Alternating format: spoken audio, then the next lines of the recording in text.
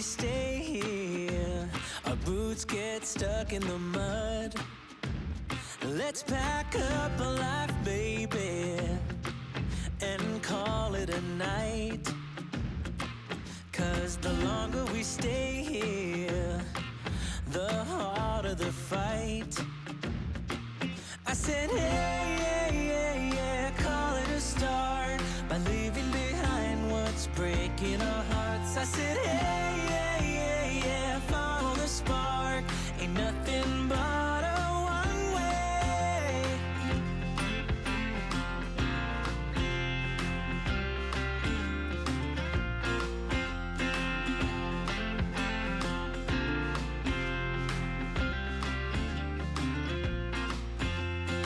We won't regret this, let's kiss the past goodbye.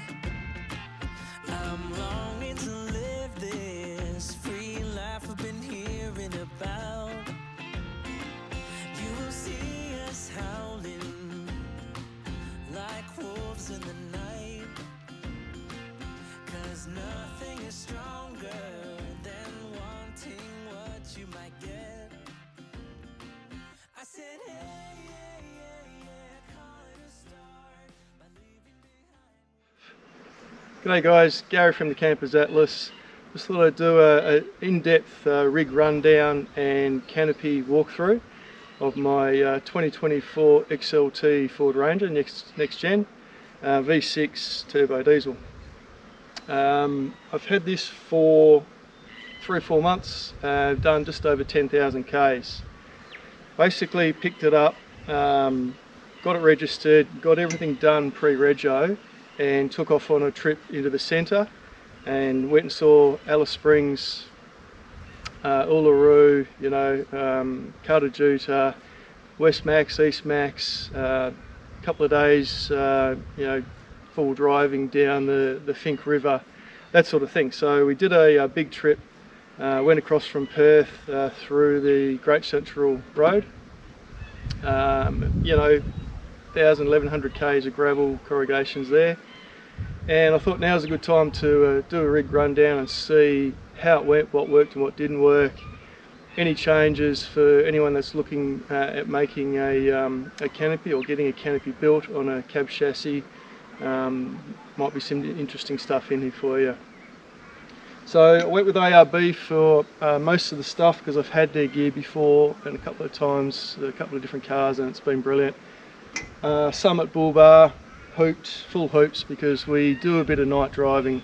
Because we're still working and we've only got small, short periods to get somewhere and back in WA, vast distances, we tend to do a bit of night driving. So big bull bar and intensity spotties, had these before for 10, 12, 15 years and never had an issue with them, never broken anything, never come loose. Just a brilliant spotty where the LEDs will just light up, and they're just that colour that your eyes relax as well. So when you're driving at night, you're not strained. Really quite important. Underneath, a couple of recovery points.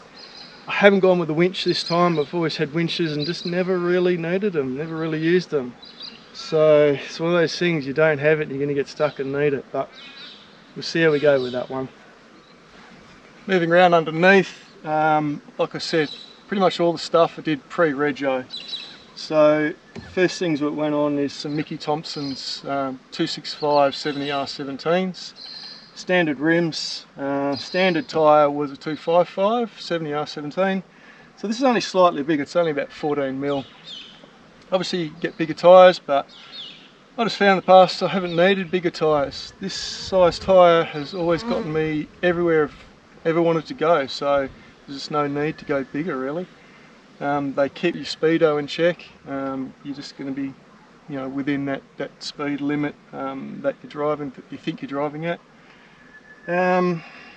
With WA laws, you can only be 2 inches over stock height, so the 2-inch lift kit has taken that up. They didn't seem to worry about the extra 14mm, so no problem with that. So the suspension upgrade was through a company called Ape Suspensions in Lansdale, and they use the Lovells gear. So with pre-rego in WA, you can get both GVM and GCM upgrades. After registration, you can't. You can only get a GVM, no GCM upgrades. So I've done that in the past. This being a new car, I can get both done. Now, bear in mind that Lovels are the only ones that can do that in WA. The other brands can only do GVM. And the reason Lovels is allowed to is they're classed as a second stage manufacturer. So they're not just bolting on some aftermarket equipment, they're bolting on original equipment. So they can do a GCM upgrade. So the original GVM was 3,230 kilos, and with this 2-inch lift kit, it goes to 3,700 kilos for your GVM. That's a real big difference that you need. When you're putting a canopy on, you're putting water and extra fuel in and food and everything else, a rooftop tent, that sort of thing. It all adds up and you need it, and trust me. The GCM has gone up to 7,200 kilos. We do tow a caravan as well, so it all helps. You do need it. The other thing underneath, which I haven't done yet but I have ordered, is a automatic transmission oil cooler kit. So again, because we tow, the automatic transmission can get hot. This has a little transmission cooler, but it's underneath, stuck up underneath in here. There isn't an actual cooler in the front. There's just the normal radiator and a turbo cooler in there. So I guess they thought they didn't have the room for it, so they didn't need to put it, so they didn't put one there. So towing, you get an upgraded kit, you'll get an automatic transmission cooler that sits in the front. And also I'm getting what's called a deep pan. It's cast aluminium, and the factory transmission has a plastic pan at the bottom, which is susceptible to rock strikes, or what can happen is sticks can get flicked up when you're driving and can puncture through it, because it's just in there. So being nice thick aluminium, stronger, and it also lets the heat come out better, and it's also deeper, so you get an extra 2 litres of automatic transmission fluid, so that all helps. So that's next on the list, but we just ran out of time to do something like that before we did our big trip. That's pretty much it for underneath. Everything else is stock.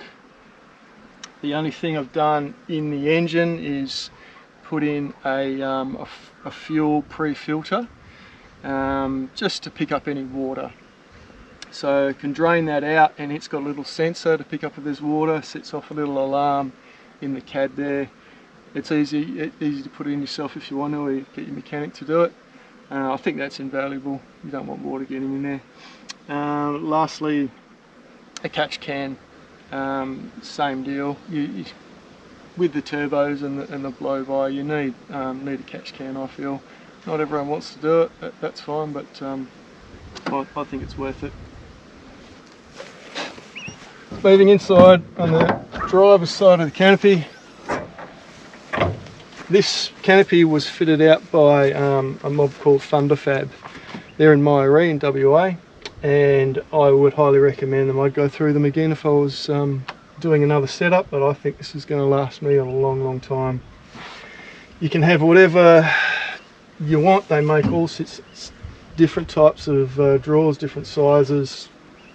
However you basically want to set it out, you can just get it as a shell and do it yourself.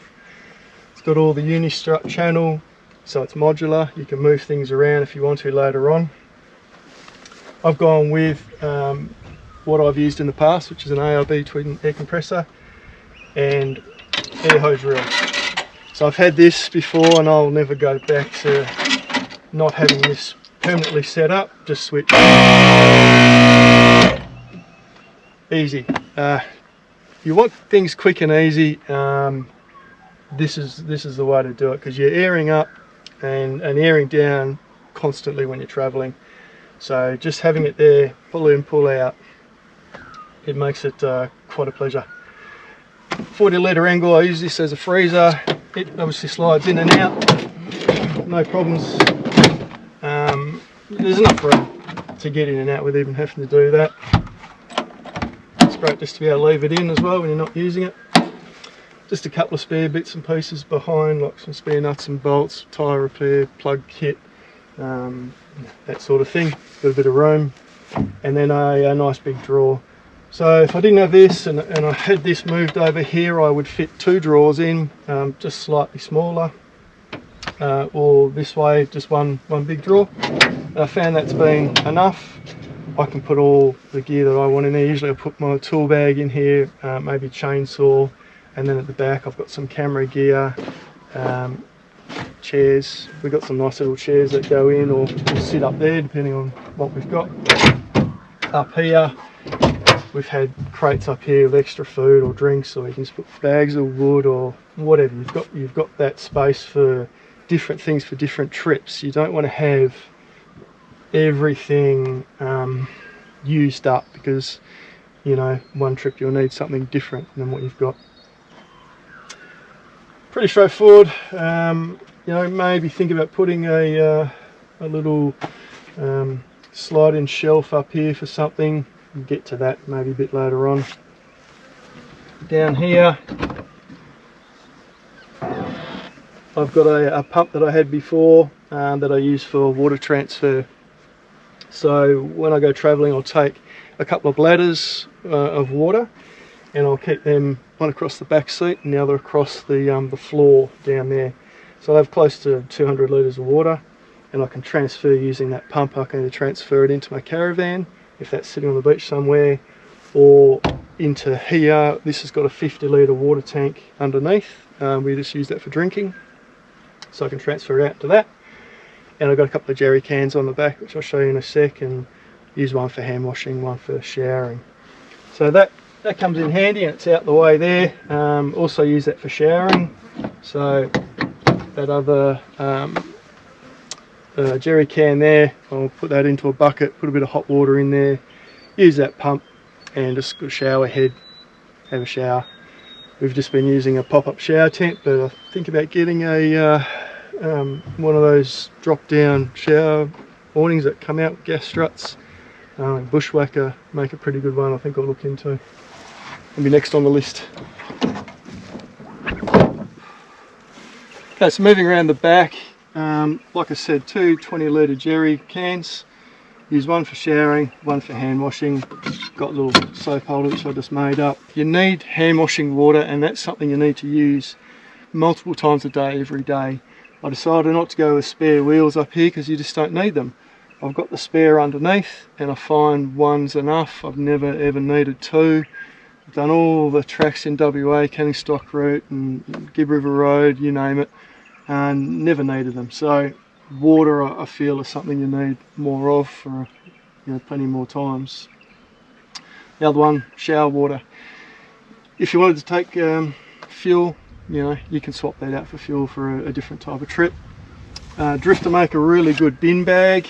They obviously strap on to jerry can brackets. That's what they're designed for. The other thing I really like about the Drifter bin bags is they've got a little inside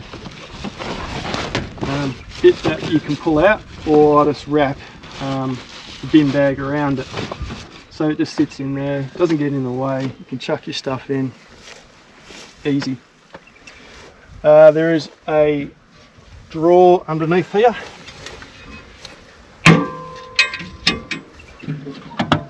This trundle drawer, Thunderfab will make different sizes depending on what you want, and depending how big you want your water tank, which sits behind it. So this, I fit in some fiberglass grid mesh panels, so I've got 4 of them, and I'll use them for levelling out the car to get it right for sleeping in the rooftop tent, or for getting out of a bog.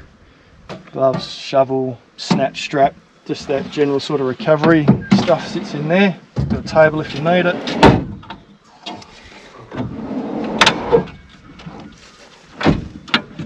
Underneath, normal sort of setup for towing, and a couple of points here. So this is a fill drain line, which you fill up your 50 litre water tank underneath. and also just use it for filling up your water bowl, just drains straight out of that. There is a pump which I put in on this side, but don't need it. Can really just drain out of here, don't really need a pump. Initially I was thinking of putting a tap up in the kitchen side and having that pump come up through a tap, but there's just not really the room for it. So got to work out what to do with that side of things a bit later on. I'll show you up the top. So moving up into the rooftop tent. First things first, it'll fold down ladder. Obviously really good to have, convenient, but I find it's a little bit skinny, needs to be a bit wider. But the main thing, I think it needs to come out on a bit of an angle. So I find when it's vertical like this, I'm just falling backwards the whole time. So if you can have it out on a bit of an angle, you can stand on it and work how you need to. So just going to redesign this concept a little bit and get that sorted out. I'll show you up the top.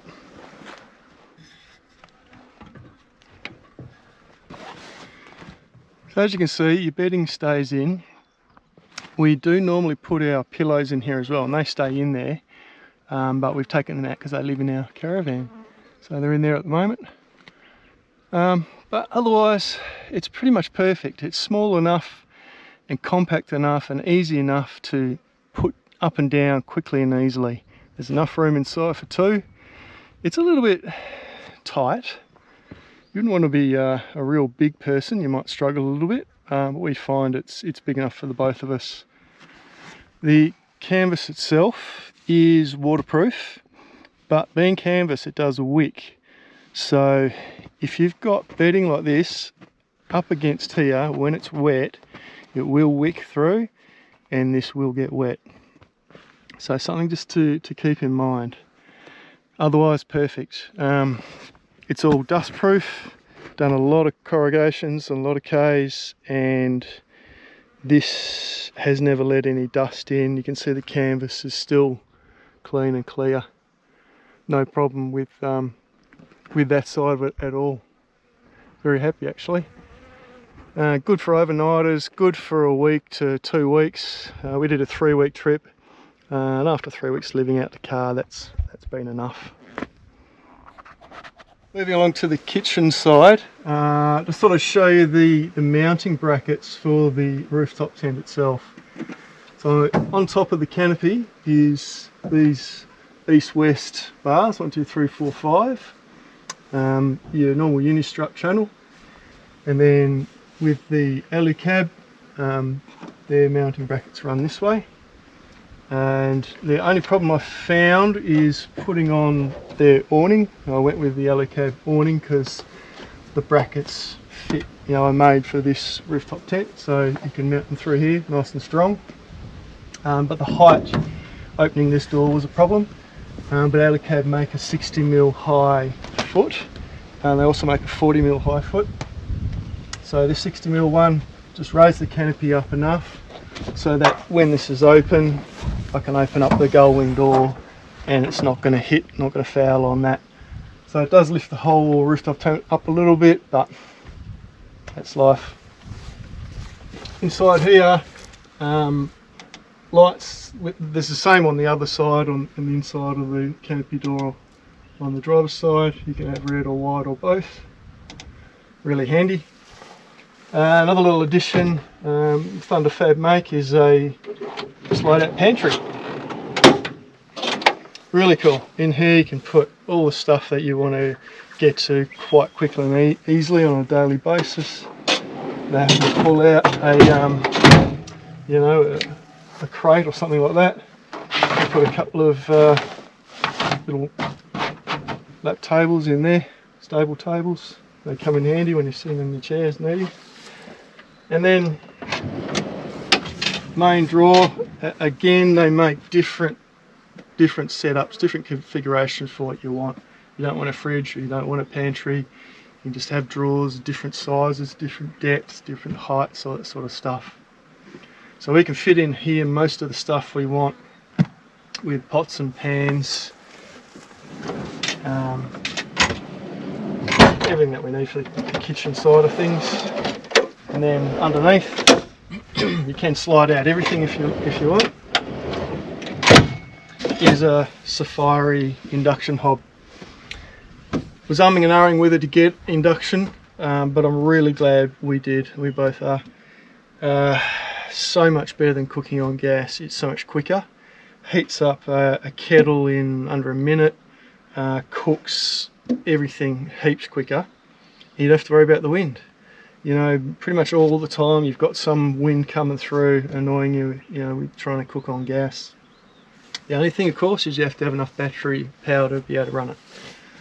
So initially we were going to put a 200 amp hour slimline lithium battery in, and that was going to run the fridge and the freezer.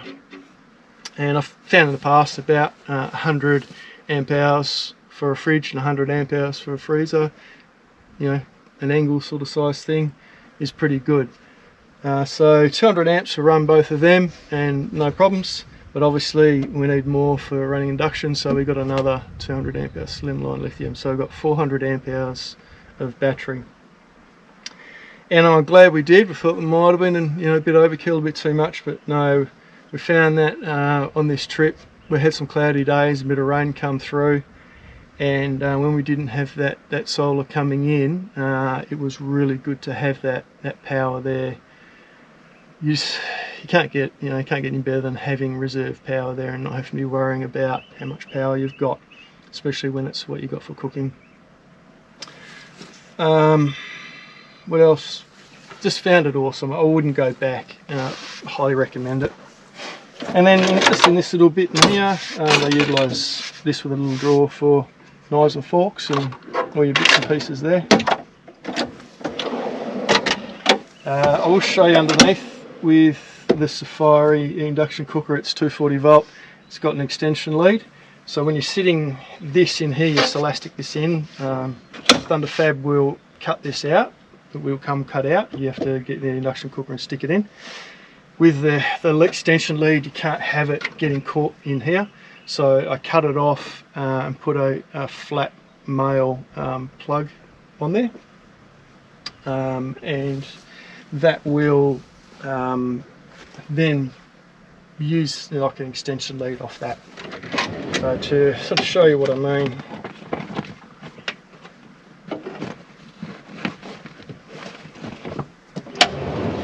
that's the bit I cut off. So off your inverter, you'll have a little 240 volt power board. I just got this from Bunnings and glued it on there. So this is where I cut what came with this. On the inside here is a flat male, and I just got a normal female, and that'll just plug in underneath when we want to cook. Turn the inverter on, plug it in,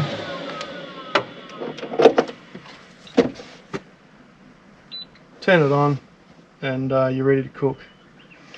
It's just been brilliant, absolutely brilliant. We have a Bushman 85 litre upright. Found it's just been brilliant. I thought it might be a little bit too small, but no, plenty of room. We had all our stuff in there for 3 weeks of travelling, and it was fine. Just have this for putting on when we're going off-road and make sure the door's not going to open. We just keep a little box up here just with kettle and a little sink that pops out and another pot and just bits and pieces like that you need for cooking. This side of it here, I'll come around and show you. This side of it here is a pretty cool setup where you've got some little charging ports there coming through here, fuse block in here. You've got your Sly Marine battery management system. So this will show you what percentage your battery is. It'll show you how much solar is coming in. It'll show you how many litres you've got in your 50 litre water tank. It'll show you the inside temperature of the canopy. It's a pretty cool setup, and that is part of the package for the electrical side of things if you go with that. They use all-spark gear through Offroad Living, and I find they're really good. The batteries are awesome, and the gear that they use, the way they set it up is second to none. There's some switches here for different things for the water pump that I showed you on the other side. I've got them to put in a separate water meter, just so I can measure what's going in and out. That's for your inverter. And this we just put in, just goes in the fridge. Fridge is 3 degrees, we can see it's all good, and the ambient canopy temperature as well. So it all sits in behind here, a couple of slimline batteries, inverter, and 2 solar controllers. So one's coming off the solar panels on the roof of the rooftop tent, which is 300 watts of solar, so there's 3 panels, 3 100 amp hour panels. And then the second controller is if I want to plug a blanket in, I can. So there's a couple of little Anderson plugs up there, and they're both for that. So you know, if you're not getting enough through the 300 amp hours, I can plug a blanket in as well, if we're not driving somewhere. All in all, beautiful setup, easy to use, quick, simple, strong, dust proof. We never had any issues with dust getting in anywhere. Just great. You know, you want things to be quick and simple when you're, especially if you're moving each day. You're not sort of just stopping and sitting somewhere. You don't want to be pulling stuff out and having to pack it all away again. Everything just slide in and out. You know, stuff to get to easy in the fridge. It just makes it more enjoyable. So yeah, really good, love it. Last but not least, thought I'd show you inside the Ranger and some little mods that I've done in and around the dash to make it a bit better.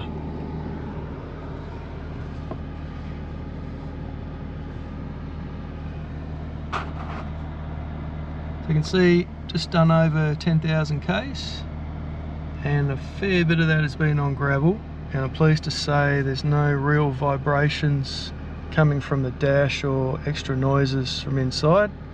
Say hello to Mixie. This is our travelling rabbit, who's even got painted toenails. She comes with us everywhere. So on the dash here, I have a iCheck TPMS system showing the both the temperature of each tyre and the pressure. So this is good, because when you unscrew the tyre gauge on each tyre and you want to air down or air up, each time you screw it back on and you reset it basically, so it'll pick up what that new pressure is supposed to be and not keep alarming. I find that's really good. Solar powered, don't have to plug it in, love that. The head unit I find is really good. The navigation itself is actually really good. We use that for most things most of the times. It actually works on tracks. I was really quite surprised. We're in the middle of nowhere and it still had the tracks and little tracks off to the sides, so that actually works pretty well. Some stuff you can Bluetooth to there. I find that's really good as well. For my phone, I do like to use my navigation apps, and this is one thing I stuffed up. This being an XLT, this doesn't come with wireless charging, so I bought this little wireless charging pad here for about $100 and thought, beauty, I can wirelessly charge my phone while running you know, a navigation app. Nah, it doesn't work. This gets way too hot. Even when I take this cover off, wireless charging sucks. It just sucks too much heat. Your phone will overheat and turn off. After doing, you know, buying it, then reading all the reviews, everyone's of the same opinion. It's just a really, really poor way of charging.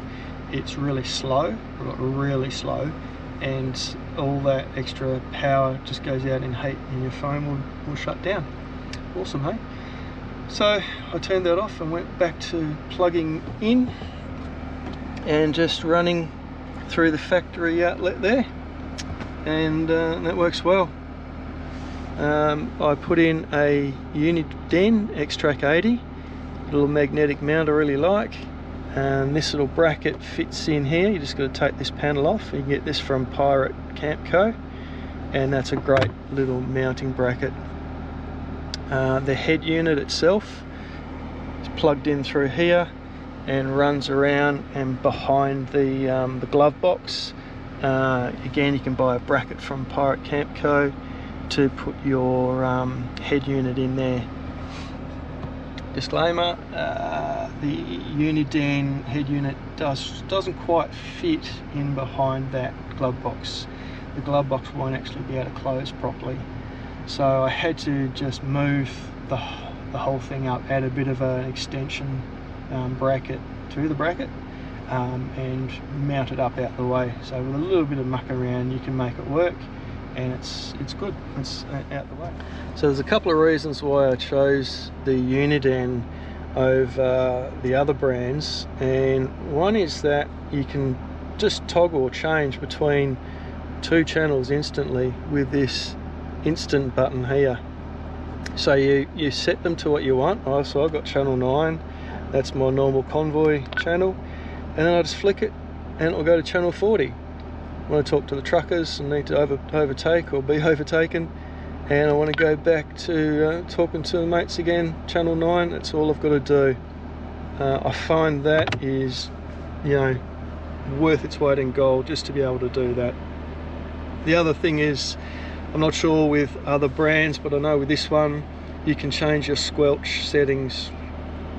So squelch is its sensitivity to opening up when it hears or picks up something. So I find that really annoying when you're driving along and all you can hear is faintly someone talking and a lot of static. So you can change this squelch level to open up later. So it's sort of set fairly high, and I'll just dial it down to 5 or 4, that sort of thing, so it opens up a bit later. So someone's got to be a bit closer, and then it'll turn on, and that's when it'll be clear and you don't get all this sort of background talking all the time. So that's a really good feature. Also with powering these things, I used piggyback fuses, and if you haven't heard of them, jump online and check them out. They're great. You just go into your fuse panel, find either an unused fuse and use that one, or something that doesn't get used very often, and you can piggyback off that, and that works really well. Some other ways is underneath the central part of the dash here. If you buy yourself a trim removing tool kit, they're just plastic tools. You go along, lever all this up, and this just pops up, you know. It's not sort of too hard, like that. Move this out the way. Underneath here, you can buy patch leads, and one is for the CB radio, which I found was really good. It ran through from the head unit through, and it just patched in here to the cigarette lighter, just like a wire piece. So you've got power to your CB. Your CB will turn off when you turn the car off. Very nice. The other thing under here was the power for the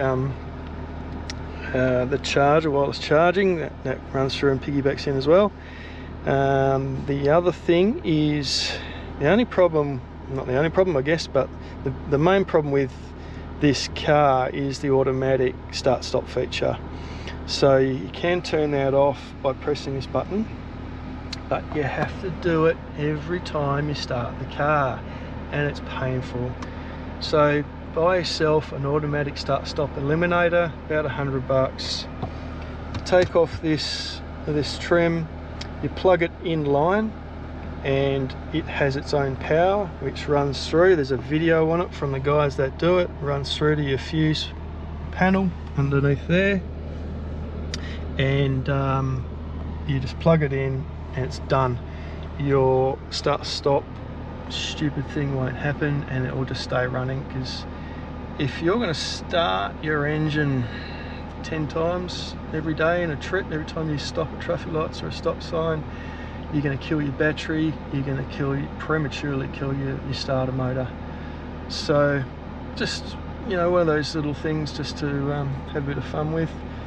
The other thing is Safety Dave camera. So being a canopy, you won't have a rear vision mirror anymore that's doing anything. So you get this and it just clips over on top of your old one. Again, you'll have to run through some cabling, and when you've got a brand new car, you have to pull apart this sort of stuff. It's a little bit daunting, but there's plenty of videos out there. You know, you just undo them, use your trim tab tools, run the cabling down, use a piggyback fuse, and you've got power to this. So the good thing about these is they're 2-channel. So right now this is coming off the back of the canopy.